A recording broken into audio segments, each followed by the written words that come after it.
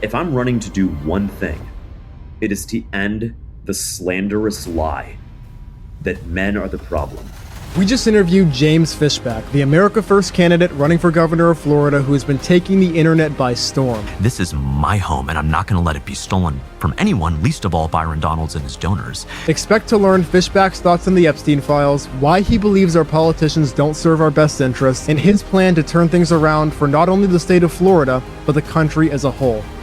We don't want our money being sent all over the world. We don't want our money funding foreign militaries. If this is what all conservatives really want deep down, why is it that it seems like most of our politicians don't reflect that? Because they are not answering to their voters, to their constituents. They're answering to... Mr. James Fishback, thank you for coming on the show. My pleasure. We appreciate this. This is an honor. Yeah, it really is, man. I want to address the elephant in the room up front. So you're running for governor of Florida as a Republican, but you've gotten a lot of backlash from both sides of the aisle. It seems like you don't really care enough about corporations or foreign interests to be accepted by the mainstream right, but you're also too base to be accepted by the left. I've noticed there's been this kind of split in the conservative movement where you've had a lot of younger conservatives gravitating towards this America First conservatism instead of the traditional mainstream right. I don't know if you've seen that too. It seems like you have. Why do you think that is?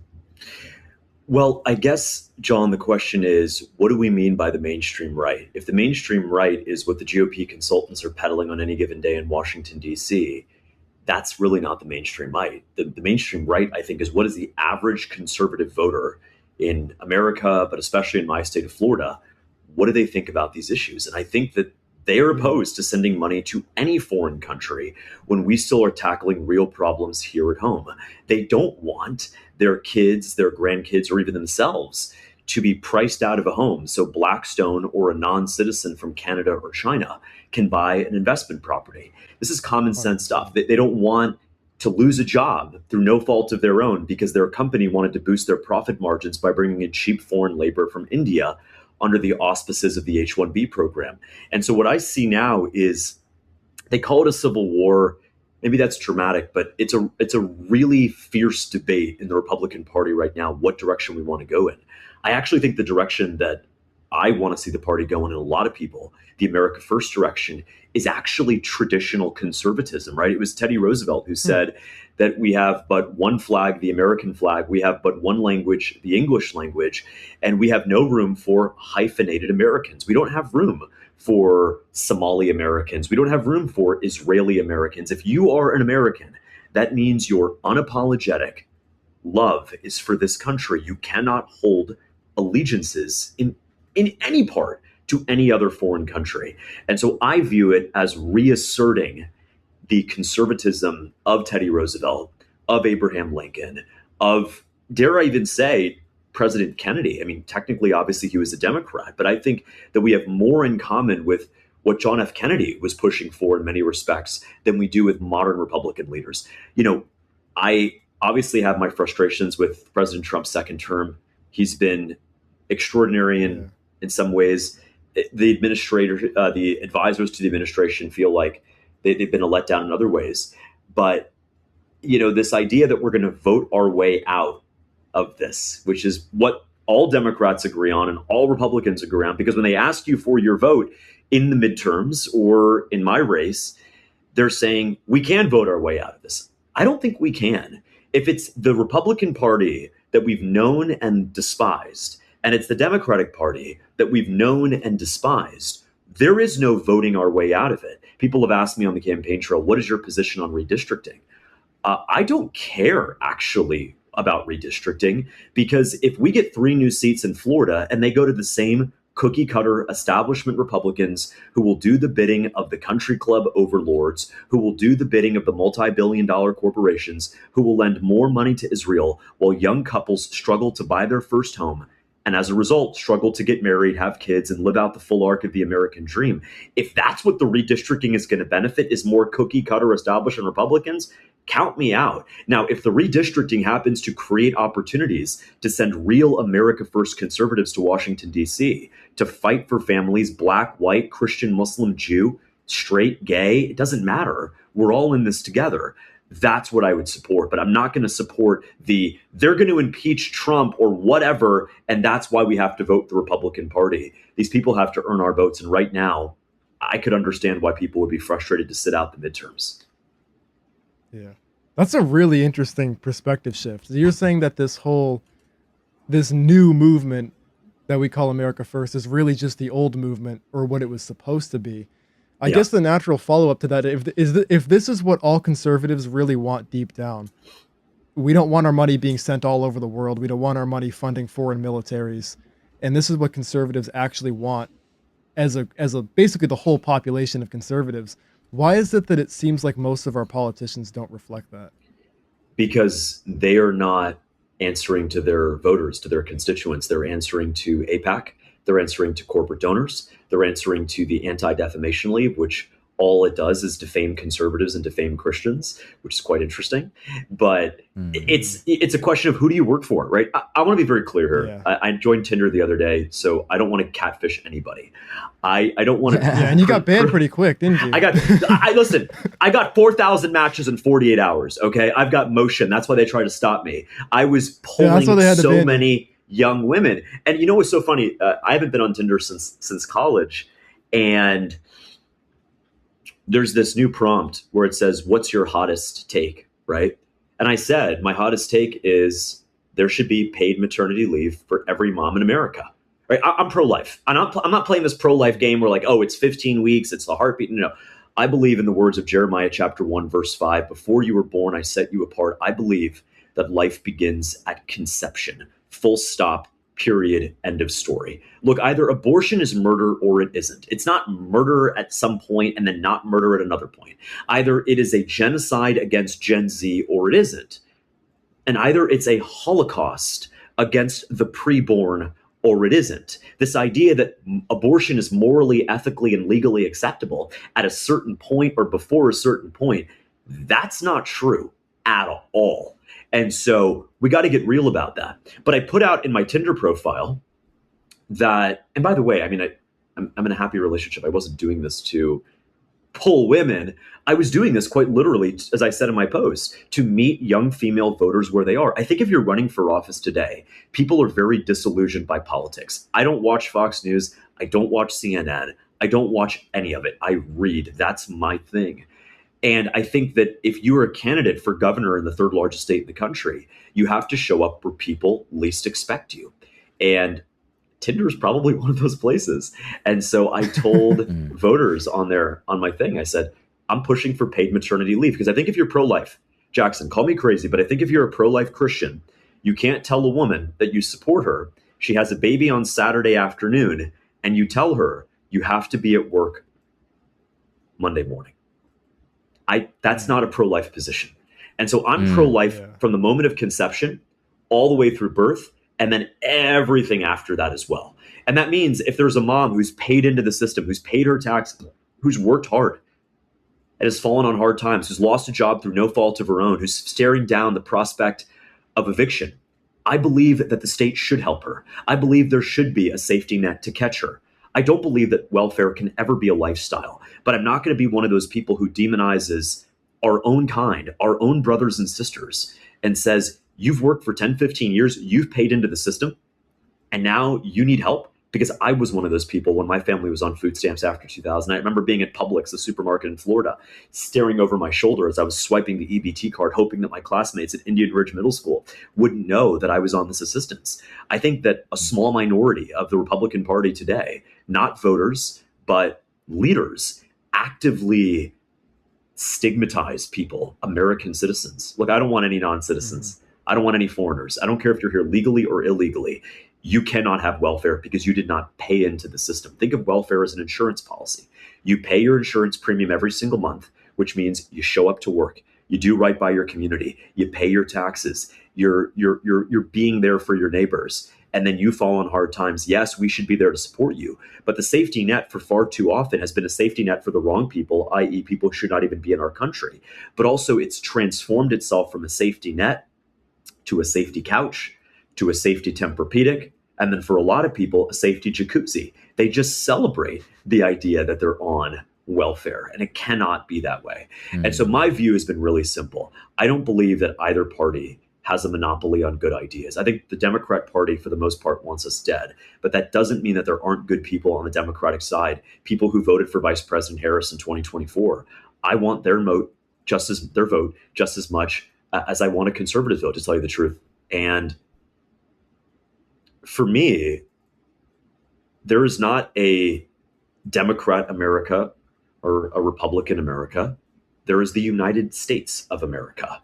There is not a joblessness crisis that is uniquely afflicting college Democrats or college Republicans. There is a joblessness crisis that is affecting all Americans. There is not an H-1B crisis or a great replacement or single family housing affordability crisis that disproportionately affects one group or the other.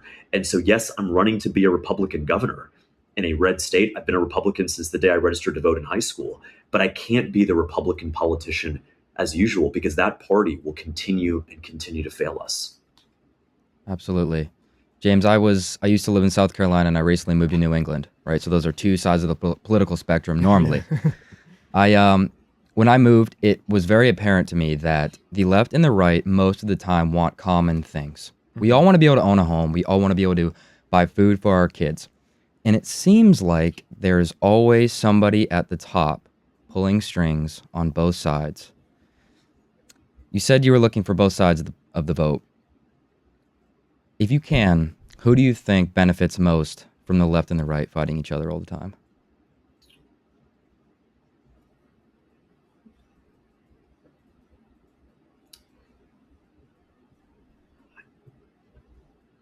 Who benefits the most from the left and the right fighting all the time is the left and the right, actually. It's the people who, they go on Fox. I mean, this is the problem with Washington, D.C. It's too easy to get on Fox News if you're a Republican, and it's too easy to get on MSNBC or CNN as a Democrat, right? You quite literally are rewarded for not cooperating, not reaching across the aisle, not finding common ground. And look, I think there are places to work with folks on the other side. There are some things I'll never compromise on. I'll never compromise on my stance on life.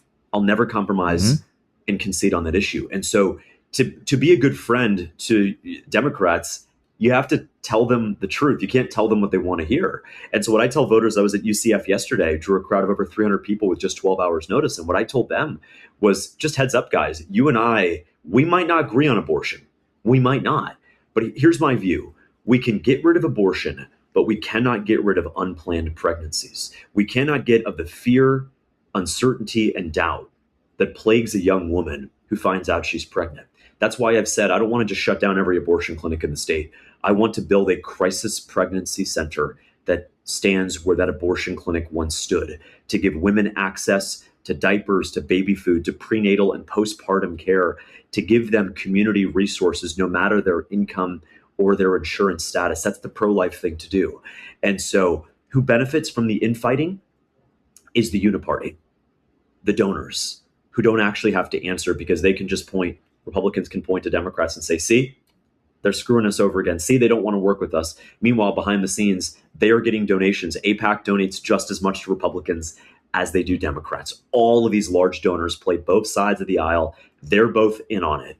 And when I think about things like the H-1B program, foreign visas that take jobs away from recent grads, where you fire people who are working great jobs, but they get replaced by cheap foreign slave labor, that is something that Republicans and Democrats both support. I mean, Congressman Donalds went to the University of Florida in November and told students there that he supports the H-1B program because students in America today are, quote, not economically viable. He said that to students at a college campus? Students on a college campus. And so, there's this idea that you need to hire the best person for the job. You need to hire the most talented people for the job. I agree. Those are American citizens. They are the most talented. They are the most impressive. They are the most qualified. I don't want a young girl. I don't care if she's black or white. I don't care who she is. I don't want her to lose out on a job opportunity and lose out on income and lose out on everything that comes with that, because they gave the job. A multinational corporation that makes billions of dollars a year decided to give that job to a cheap foreigner, not because they're better at the job, but because the cheap foreigner is cheaper. And so that's something that Republicans and Democrats agree on. That's what I found in the last 9 weeks of being on the trail. And I'm fighting to represent every single Floridian in the state. Yeah, that's awesome. That's probably the best answer I've ever heard to a question like that, honestly. There was another thing I wanted to talk about that I think isn't being talked about enough, and that's how you're very big on putting Christian values back into society. I know you quoted Jeremiah. You talked about your stance on life, and I really think that's important because I'm sure you've seen the Epstein documents that were just released, and you've seen some of the things that were coming out of literally not just pedophilia. We've seen things like child sex, mutilation, horrific things. Do you think that our society, to an extent, do you think this is more than just natural corruption and stuff like that? Do you think that our society, to some extent, is being run by satanic forces? I do. And I don't think it should be controversial or uncouth to say that. Um,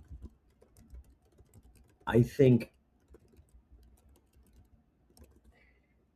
that there's a lot of wicked forces at play right now, right? Yeah. I mean, Ephesians chapter 6 talks about this. Paul talks about what is the struggle. It's not against flesh. It's not against blood, right? What is actually at stake right now? And reading through those documents, reading through those emails, and I spent the entire weekend, lost my appetite, just going through those emails. And there's not even words. We're talking about a 9-year-old Brazilian girl, had a great time with her last night. You talk about the torture video. I don't know why those names are redacted about who sent or who received those emails. It doesn't make any sense. I stood outside of the Orlando courthouse, the United States courthouse in downtown Orlando. And I was like, yeah, when are the guys in the Epstein files, when are they going to be arrested, charged, and arraigned for what they did? It's clear as day. And the answer is that Republicans and Democrats at the top, the powerful, will always look out for their own. And these men, they won't just get away with it. Let's just be clear. They won't just get away with it. They'll get away with it, and they'll do it again. Not just them, but what you've enabled is you've enabled sex traffickers and predators to do this again and again and again. You've created a permission structure. You've given them the green light to traffic young girls at 9 or 10 years old, to torture children on video, to sell women, to traffic them across international lines. That's what the message is, right? So let's just say, for hypothetical sake, which is not the case, but let's just say hypothetically that every single person in the Epstein files is dead and could never commit a crime again. That's obviously not true.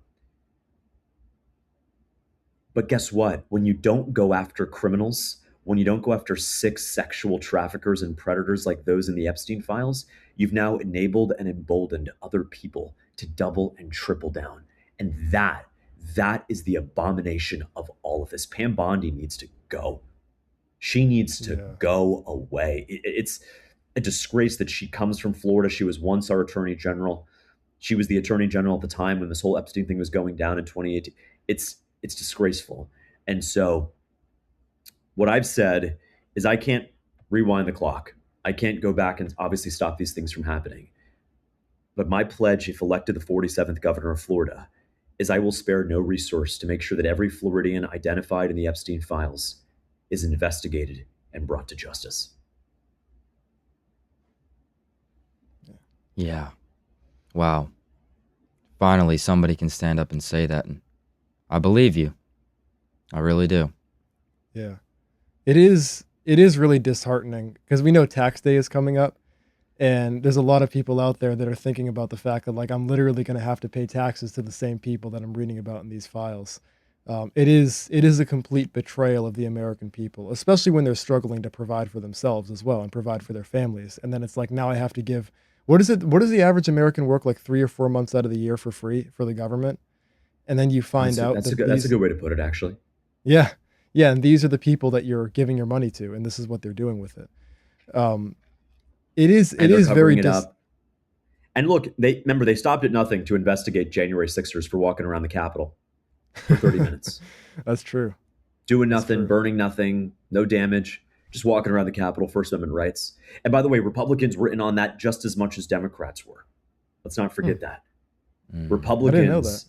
At the time, Republicans like Congressman Donalds were calling that a violent riot. They need to be prosecuted under the fullest extent of the law. After January 6, 2021, there was near universal consensus among congressional Republicans and Democrats to throw the book at anybody and everybody who peacefully marched into the Capitol and expressed their First Amendment rights about election integrity on that day. So clearly, when the FBI launched the largest investigation in American history, larger than the 9/11 investigation, which was the January 6th investigation, clearly they have the time, energy, attention, resources, manpower, and personnel to go after grandmas and the lectern guy, who's now running for county commission in Manatee County, has my full endorsement, the lectern guy proposing with Nancy Pelosi's lectern, but they can't go after people who abused, exploited, and raped young girls. Not even women. Young, 9-year-old Brazilian girl. Is that girl still alive today? Why doesn't she get every single penny of the man who raped her? Let's dispossess the billionaire hedge fund sicko who trafficked and raped that 9-year-old girl in 2013. Let's take every single penny from him and give it to her. And no, that's not communism, that's Christianity. What did Christ say? If you so much as make one of these little ones sin, millstone around the neck.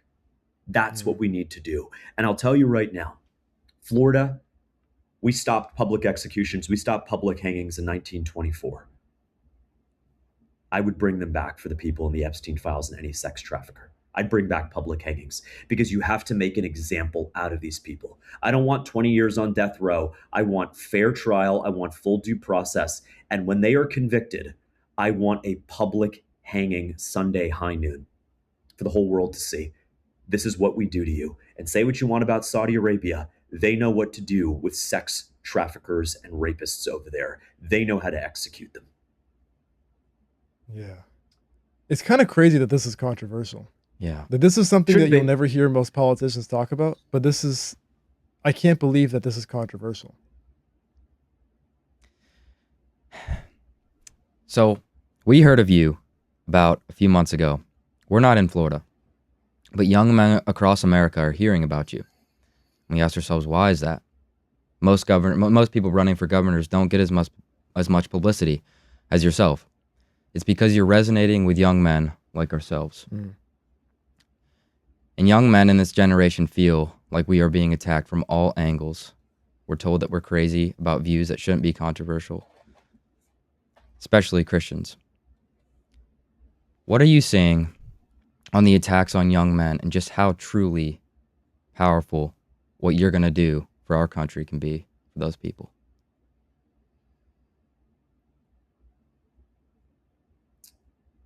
It's incredibly humbling that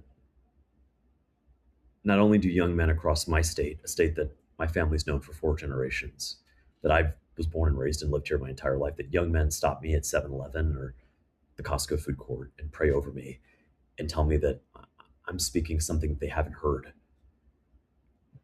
It's especially humbling that this is happening in all parts of the country. And I've gotten those messages and heard that. Young men built this country, full stop.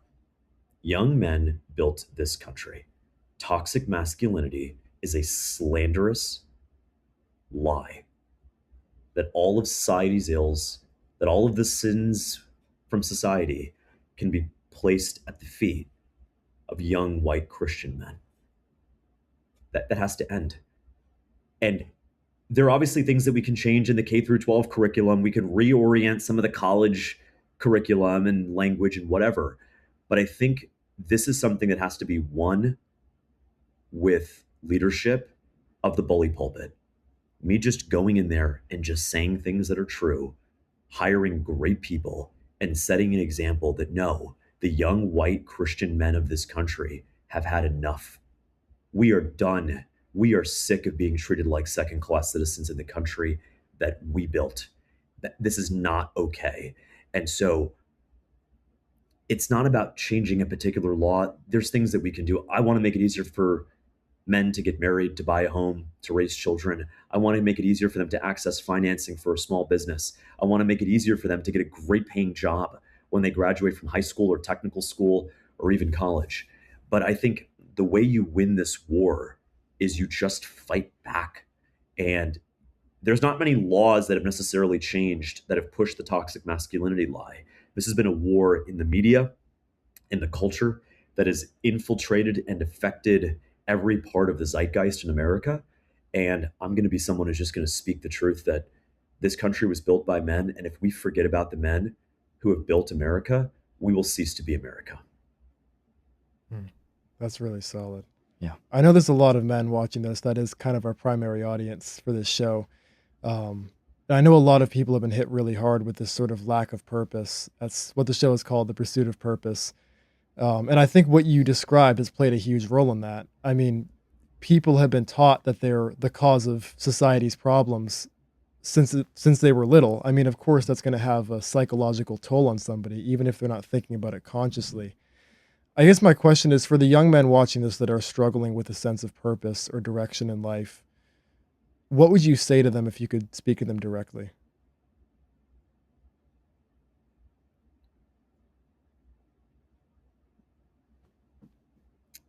I would say, I know what that feels like. I know what it feels like to wake up, to stare at the ceiling, and not know, not what you're going to do next month or next year or the next decade's going to look like, but quite literally what you're going to do that day. I know what that is like. And we can talk about policy. This is not about policy. If you want to turn your life around, you have to give your life to Jesus Christ. My life verse is Luke 6:46. Why do you call me Lord, Lord, and not do as I say? I believe we are commanded to follow those precepts, those commandments laid out in Scripture, clear as day. If you're a young guy struggling today, find a church. I'm Catholic, but however you connect with Christ, however that's best able for you to do in your community, to fully give yourself to Christ, that is what you have to do. And it's not an overnight, your whole life is going to be better, you're going to have a job, but overnight you're going to feel this commitment. And this goes down, this is the soul. This cuts deep, right? You know, men, if we talk up too much, we're mansplaining. If we don't talk enough, we're cucked. If we correct women too much, we're lecturing women. If we don't, we're allowing them to make a mistake. Depending how we cross our legs or we spread them out, depending on whether we give out cooking advice or we don't, there's no right way, it seems, for men to be men in America today, right? Almost anything we can do, we're doing it wrong. We're told by the powers that be. And that's not a Republican, that's not a Democrat, that's not left versus right, that's right versus wrong, that's good versus evil. It is evil to tell a man that his existence is a sin, is problematic, and is toxic. Being a guy, literally being a dude, according to them, is being toxically masculine. And so if I'm running to do one thing, it is to end the slanderous lie that men are the problem and to celebrate and venerate the men who wake up every single day, who drive our trucks, work in our hospitals, toil in the fields, run small businesses, cook for a living, feed for a living, hunt for a living, fish for a living, grow for a living, that they know that they and I are not going to agree on every issue, but that every day I'm going to wake up and remember that they put me in the highest office in the land of the third largest state in the country to represent them and their families. Wow. I think that answer is going to help a lot of people out. I do too. I can see it, even if it's just one, that was gold. I do have one last question for you.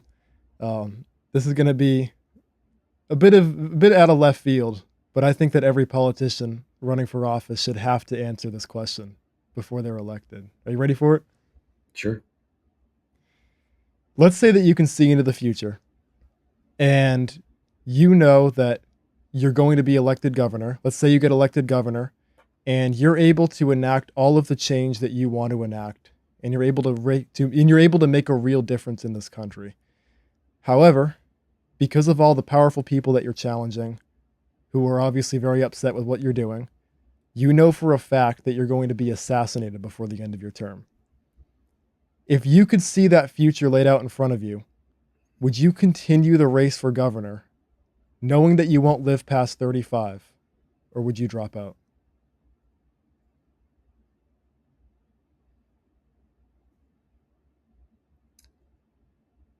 Well, that's certainly out of left field.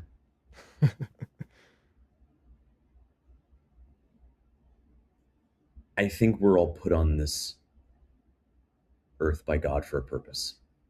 If it is my purpose to serve my Lord, to do that for 8 years, and an assassin's bullet were to kill me at the end of that, and I got what we wanted to get done, that will have been the greatest purpose and the greatest calling in my life.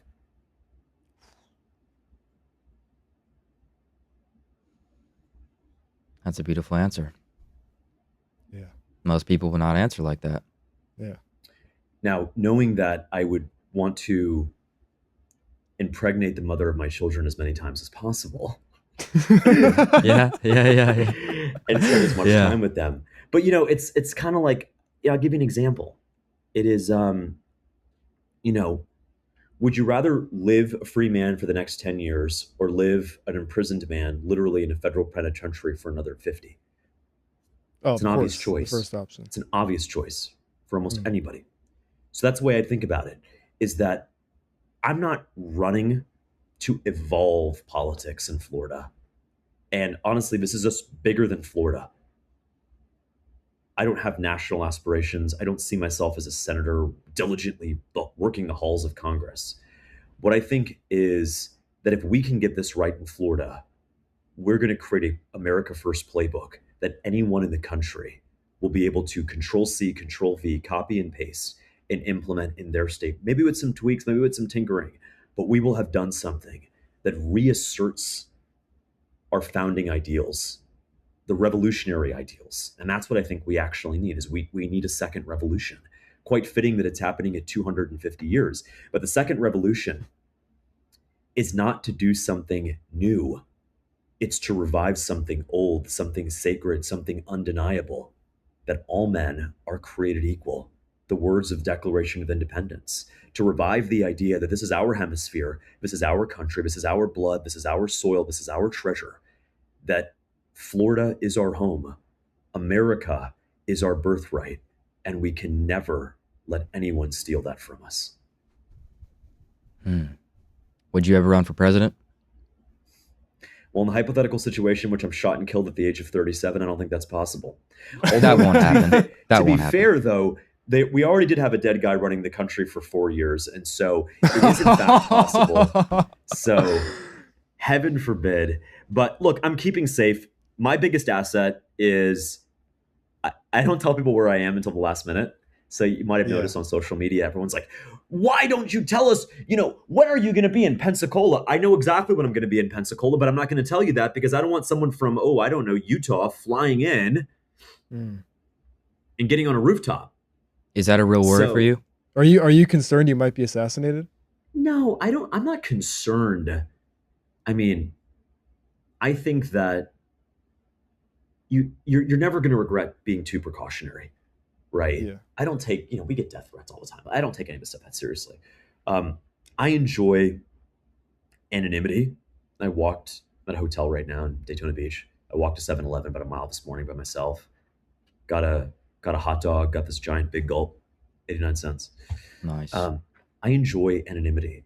And so it's kind of cool that, obviously when I go to an event and I'm wearing a suit and everyone knows that I'm there's hundreds of people and it's a total mob and it's just photos and all that, security and cops and all of that. But it is kind of cool to be able to wake up, have nothing on the calendar until this interview at 1 p.m. and just go to 7-Eleven and listen to Homecoming by Kanye West on repeat for about 45 minutes. We asked that question because, and that won't happen. That will not happen. I believe that God is protecting you. If God has a purpose for you, then you'll be just fine. Yeah. The reason we asked that is because we're seeing so many people that run this country that they are really solely in it for just personal interest, and as soon as they get heat on their back because of issues that actually matter, they run away and cower, and they sell out to the guy that was there before. Yeah, they just fold like an omelet the second they get a little bit of pressure. And it is very disheartening to see. But yeah, I really do. It is. And I like President Trump, and I believe that he's sincere. I believe that it would have been a lot easier for Trump to just stay home after the first assassination attempt, the second assassination attempt. I believe that if you genuinely pose that question, we can have our disagreements about the Trump administration, about Israel, about all that stuff, about Kristi Noem in Minneapolis, fine. But I believe Donald Trump is one of the few people in America who could answer that question definitively and say, if I knew that at the end of my second 4-year term, I would be killed for doing this work, he would take that deal. And so, again, policy disagreements aside, I proudly voted for him in 2024. I don't regret that. We can have our disagreements. We can have some debates. But I believe that President Trump is sincere, that he is trying to make the country better. And that's why, people are always trying to ask me, do you regret and a lot of guys from the right, do you regret your vote from Trump? One, that's not very politically smart for me to say, if we're being completely honest, in a state Trump by 13 points. So I'm trying to win, number one. Number two, I don't regret my vote because the other side, say what you want about Trump and immigration policy. We were told in 2024 that unless Joe Biden got a deal with Senate Republicans led by one and only Jim Lankford, which was to accept 5,000 migrants a day for as far as the eye can see, that there's no way to fix the border. And then Donald Trump, within 12 hours of taking office on January 20th, 2025, shut the border down. And there hasn't been a single illegal that's entered our country in 7 months. So we can disagree about what's happening in Minneapolis. I obviously want every single illegal alien deported, not just the violent criminals. If you broke the law, you have to go back home. Go make your country great. Go stay where God put you and fight for your family, fight for your nation, fight for your flag. Don't come here and steal from us. Don't come here and take from the productive to fund your third world lifestyle. I can disagree with Trump on some of the immigration stuff, but I believe he is sincere on a lot of this. And I believe that he would answer the question the way that I think all American patriots should answer that question. I have a question for you, and I'll let you answer it. I think we know why, but why haven't you debated Byron? Because Byron hasn't debated me. I've told Byron Donalds whenever, wherever, name the time and place, I will debate Congressman Donalds. I think what Floridians want is they want to see a good-spirited debate. I'm second in the polls. I am second on Polymarket, on Kalshi. We are pulling 5 to 6 times as many people at our events than it is, and we're doing more events, seriously, more events in the last 9 months our campaign has done, in the last 9 weeks, than he has done in the last 12 months. We're playing for keeps in this election. I'm not running to move the Overton window and create a more acceptable permission structure. No, I am running to win, to be the governor of this state, the 6th governor in my family, by the way. The most recent one was William Meade Fishback in the 1890s in Arkansas. I'm running to be the governor of my state and fight for every single person. And when Congressman Donalds is good and ready, I will always be ready to debate him anytime. Civil, respectful, logical debate about his vision for Florida and my vision for Florida. Why do you think he hasn't accepted? Because if he accepted, that'd be the worst decision he could ever make, because I will end the election that night.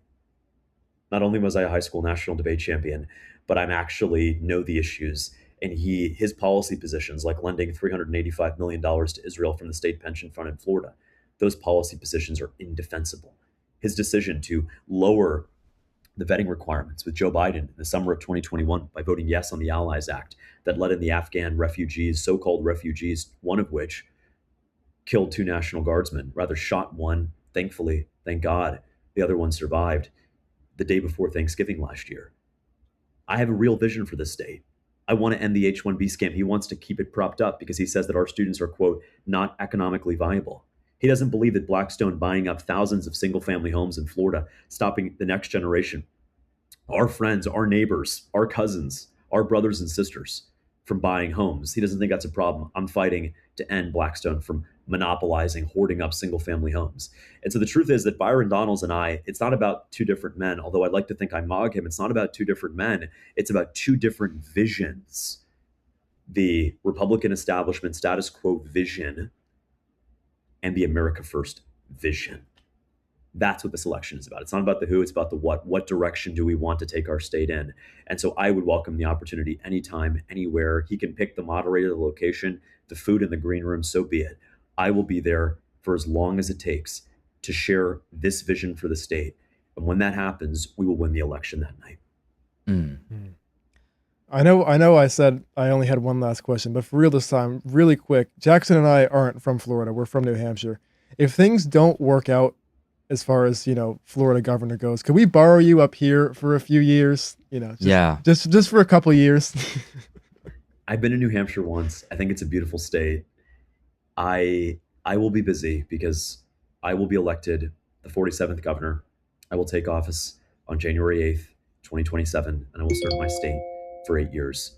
And I will not just make Florida proud, but I'll make you proud, because what we'll do here, the experiments that we'll make here, we're going to give your governor up in New Hampshire an opportunity to copy and paste them. And it's totally open source. She can plagiarize all she wants. We're going to give her the opportunity to do that and to take our America First framework national. That's awesome. I'm excited. James, can we do one thing real quick before the end of this?